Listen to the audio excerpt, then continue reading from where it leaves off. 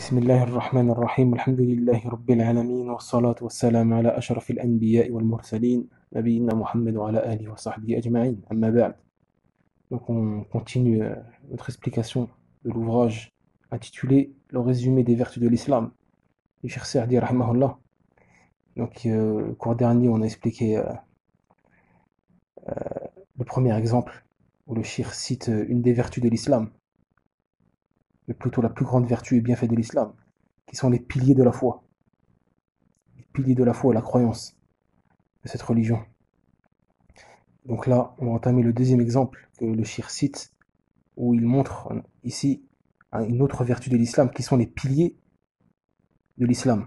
Non pas les piliers de la foi, comme on a vu au dernier cours, là les piliers de l'islam, les rites de l'islam. Donc le Cheikh il dit, les grands rites de l'islam après la foi sont l'accomplissement de la prière, le don de la zakat, l'aumône obligatoire, le jeûne du ramadan et le pèlerinage à la maison sacrée. Et il continue de dire, il dit, médite ces grands rites, médite leurs grands intérêts, ce qu'ils exigent comme effort pour satisfaire Allah et pour gagner sa proche récompense dans cette vie d'ici-bas et dans l'au-delà. Donc il dit par rapport au deuxième pilier de l'islam, la prière, il dit, médite la purification exclusive à Allah que comporte la prière, ainsi que le complet dévouement à son égard, la louange, l'invocation de la soumission qui lui est consacrée. Cette prière représente pour l'arbre de la foi ce que représente à la garde. Cette prière représente pour l'arbre de la foi ce que représente la garde et l'irrigation pour un jardin. Si la prière ne se répétait pas jour et nuit, l'arbre de la foi périrait rapidement et son tronc se dessécherait. Mais grâce au rite cultuel de la prière, il se développe et se renouvelle et médite l'évocation d'Allah que contient la prière, qui est la plus grande que toute chose. Et comment cette prière empêche de commettre l'immoralité et tout acte répréhensible. Donc dans cet exemple, le cheikh parle des grands piliers de l'islam, qui sont les bâtisses de l'islam. Comme l'a dit le prophète sallallahu alayhi wa sallam, l'islam est bâti sur 5 choses. L'attestation qu'il n'y a pas d'autre divinité qui mérite d'être adorée, si ce n'est Allah, et Mohammed est le messager d'Allah. L'accomplissement de la prière, l'acquittement de la zakat, le jeûne du ramadan et le pèlerinage à la mosquée sacrée. Ces grands rites-là de l'islam sont à chacune d'eux une vertu et un bienfait de cette religion, et fait partie de la beauté de celle-ci. Celui qui médite sur chacun de ces grands rites verra la beauté de cette religion et ses vertus. Et le cheikh il dit ici, sur le premier rite qui est la prière, médite la purification exclusive à Allah que comporte la prière, ainsi que les complets dévouements à son égard, la louange, l'invocation et la soumission qui lui est consacrée. Donc la prière comporte des choses étonnantes, comme la soumission du prière pour son Seigneur, son dévouement à son égard, et elle est un lien entre lui et son Seigneur, jour et nuit. Et le serviteur ne s'est pas rapproché plus de son Seigneur après la foi et le tawhid, comme avec la prière. Et surtout les 5 prières prescrites qu'Allah a obligé d'accomplir à ses serviteurs. Et Allah Azza wa Jal a rendu cette prière répétitive durant les journées et les nuits du serviteur. À chaque fois qu'un jour et une nuit passent, cette prière et ce lien avec Allah se répètent. Et donc, le dévouement et la soumission du serviteur envers Allah se répètent nuit et jour. Et le cheikh dit que cette prière qui est dans cette religion, il dit que cette prière qui est dans cette religion est comme l'irrigation et l'arrosage pour l'arbre de la foi. Cette prière-là est exemple, la prière dans la religion est exemple à l'irrigation et l'arrosage d'un arbre. Car la foi est un arbre qui a besoin de se faire irriguer, arroser, pour qu'elle se renforce, augmente et se renouvelle. Donc la prière est comme l'irrigation et l'arrosage pour l'arbre de la foi qui est dans le cœur du serviteur. Et si la prière ne se répétait pas jour et nuit, l'arbre de la foi dessécherait. Et c'est pour cela que dans la prière, il y a un renouvellement continuel pour cette foi. Car dans la prière, tu vénères Allah, tu le glorifies, tu l'unifies et tu t'humilies à son égard. Toutes ces choses-là sont un renouvellement pour ta foi. Pareil quand tu pries, tu récites les paroles d'Allah. Tout ceci renouvelle ta foi et irrigue l'arbre de la foi. Et s'il n'y aurait pas cela, le tronc de cet arbre, qui est l'arbre de la foi, se dessécherait. Et aussi, il y a dans la prière une aide pour le serviteur et un empêchement de commettre des actes interdits. Le bénéfice de la prière est très étonnant. Il y a une aide pour les serviteurs. Allah il dit dans le Coran, et cherchez l'aide dans la patience et la prière. La prière est une aide pour tout bien. Et aussi, dans celle-ci, il y a un empêchement de commettre le mal et les turpitudes. Allah Azza wa Jal, il dit à ce sujet dans le Coran, récite ce qui t'est révélé du livre et accomplis la prière. En vérité, la prière préserve de la turpitude et du blâmable. Donc la prière est une aide pour le serviteur et aussi l'empêche de faire du mal et de tomber dans les péchés. Et les bénéfices de la prière sur le serviteur et l'impact qu'elle a sur lui dans sa vie d'ici-bas et dans l'au-delà sont très nombreux. Donc après avoir fini d'expliquer les vertus et les bienfaits de la prière, le shir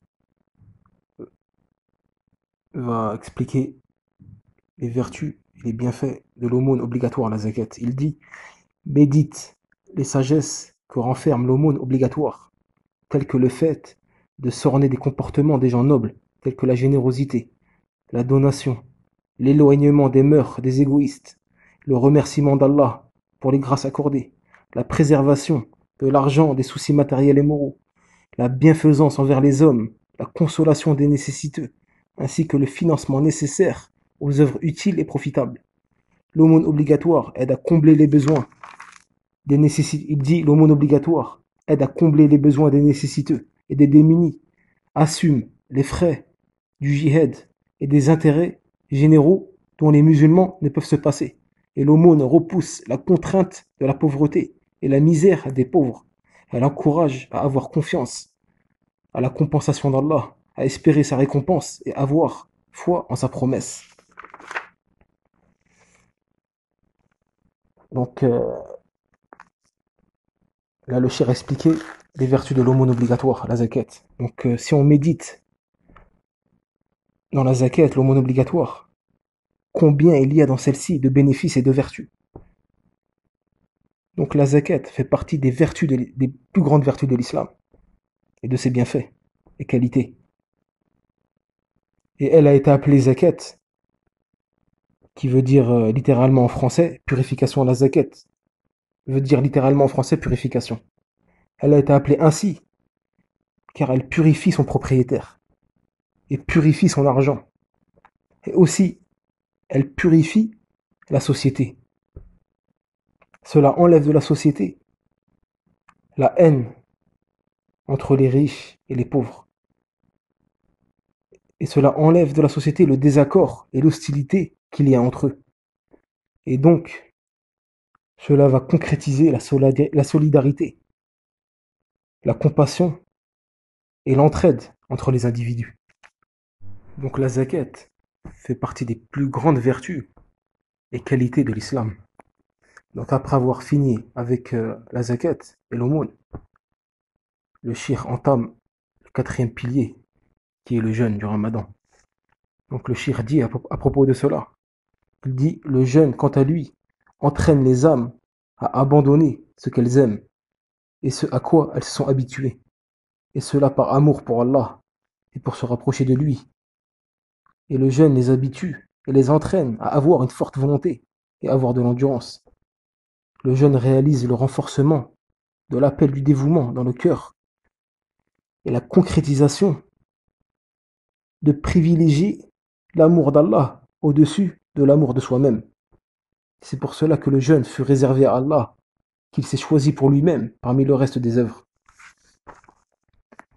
Donc pareil pour le jeûne. Le cheikh a expliqué le jeûne, les vertus du jeûne, et c'est bien fait en islam. Et le jeûne, Allah Azzawajal l'a rendu obligatoire à ses serviteurs. Et il y a en celui-ci un entraînement pour les âmes à la concrétisation de la taqwa, de la piété. Il y a un entraînement aussi à travers le jeûne à purifier son âme. Allah il dit dans le Coran: ô vous les croyants, on vous a prescrit le jeûne comme on l'a prescrit à ceux d'avant vous, pour que vous puissiez atteindre la piété. C'est pour cela que dans le jeûne, il y a un entraînement à la piété. Le but du jeûne, c'est pour qu'on puisse atteindre la piété. Le jeûne t'entraîne à atteindre cette piété, à taqwa. Donc le jeûne est un exercice pour l'âme à délaisser à quoi elle s'est habituée et à délaisser les interdictions d'Allah et les péchés. Donc le jeûne va l'aider en cela, car le jeûneur, durant la journée du Ramadan, il interdit sa personne à des choses auxquelles il s'est habitué durant toute l'année, et cela par obéissance à Allah et par peur de lui. Et donc dans ce fait, il y a un entraînement à délaisser les interdits d'Allah et les péchés. Et c'est pour cela que les savants disent que le jeûne obligatoire est de deux types. Le premier type de jeûne obligatoire est celui du Ramadan, qui est le fait de s'abstenir de la nourriture, de la boisson et du rapport, de l'aube au coucher du soleil, et cela pendant un mois. Et il y a un deuxième type de jeûne qui est obligatoire à la personne, mais celui-ci ne dure pas un mois, ou plutôt toute l'année, jour et nuit, en tout temps, qui est le fait de s'abstenir des interdits, des interdictions et des péchés. C'est pour cela que l'oreille a un jeûne, la langue a un jeûne, l'œil a un jeûne, le pied a un jeûne, la main a un jeûne. Et ce jeûne est obligatoire tout au long de la vie. Donc le jeûne du Ramadan entraîne l'âme, la personne, il l'entraîne à accomplir le deuxième type de jeûne obligatoire à la personne, qui est de s'abstenir des interdictions d'Allah et de ses péchés. Et les bénéfices du jeûne sont très nombreuses. Mais le cheikh a voulu, à travers cet ouvrage, résumer quelques vertus et bienfaits de cette religion à travers ses adorations. Après le cheikh, après avoir fini avec le quatrième pilier de l'islam qui est le jeûne, il passe au cinquième et dernier pilier de l'islam, qui est le pèlerinage à la mosquée sacrée. Inch'Allah, on va reporter ça au prochain cours. Wallahu a'lam wa sallallahu ala nabiyyina Muhammad.